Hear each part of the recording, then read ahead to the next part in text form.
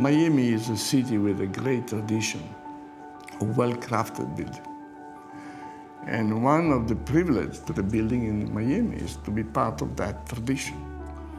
But one thing is for sure, it's a very passionate project. The place is fantastic, the community is great, the job is great. I think North Beach has a huge opportunity, having 500 feet along this 35-acre park and having 300 feet along the Atlantic Ocean. For us, it was an amazing opportunity, and I think it was something we could never pass up. I was there a few months ago. I was sitting on the beach. When you sit on the beach, you're in the middle of nowhere. You're in the middle of Miami, but you feel like on a little island, lost. It's fantastic. This building is basically made out of 16 decks flying one above the other. And of course, those suspended decks catch the sound of the ocean. They also catch the light of the ocean, of course. This is the beautiful thing. Our partner in this project is Davide Bizzi. He's a good friend, and Davide wanted me to meet Renzo. So I took advantage of the time and we flew to Genoa.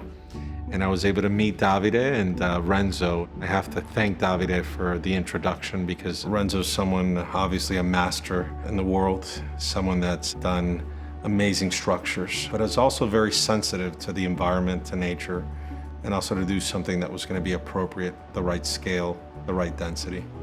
You have both dimensions. You have the dimension of nature, you have Calling Avenue, you have street, you have activity, and in between you have a park. And we are flying above that park. We love bringing architects from all over the world to come to Miami. You know, our job is to give them kind of the roots.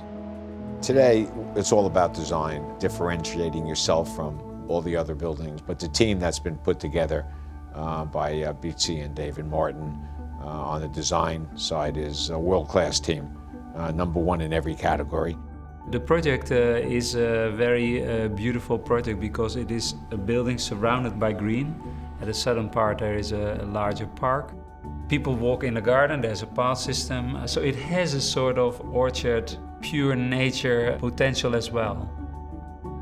Westate and Renzo created this private park, which is around 1.5 acres to the north of the building. So in essence, you have a private park to the north and a public park to the south.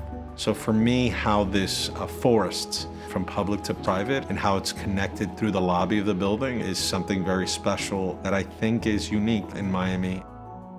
I believe when you combine great architecture with astonishing landscape design, the achievements are unique. Sometimes, it's not always the case, but a good design is an almost no design. Here, the context was really the center point. What we try to do is to go to the essential. You are part of the landscape. How can we be more and more in relation with the outside? The materiality of the project was inspired by elements we find locally, simply designed, looking for almost kind of purity. Craftsmanship is one of the essential qualities of architecture. Because, you know, the quality of architecture, of course, is about poetry, is about the beauty, but it's also about construction. A good building is also well done. So we want to go back to this old tradition to make building in a very detailed way. The language we want to use, the language of lightness, this sense of a lack of gravity in some way. I know that it's a bit mad, but fighting against gravity is mad. But it's quite interesting, because it gives you something that has a kind of a poetic presence.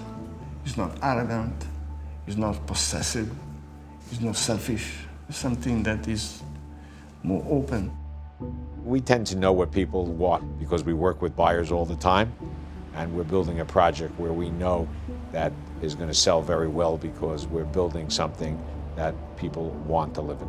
I don't think I've ever seen a building that had terraces as a proportion to the building as large. The living space in this building is a combination of interior space and exterior space.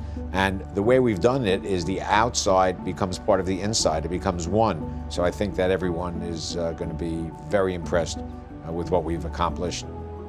Miami right now is going through a cultural kind of renaissance. And for us, Renzo was someone that we felt was going to be able to add a lot of value to this property. It's really the last piece of Miami Beach that really is gonna now have some new life and new energy. What he created here was something that I think is gonna be a landmark and really give a lot of dignity and pride to the community.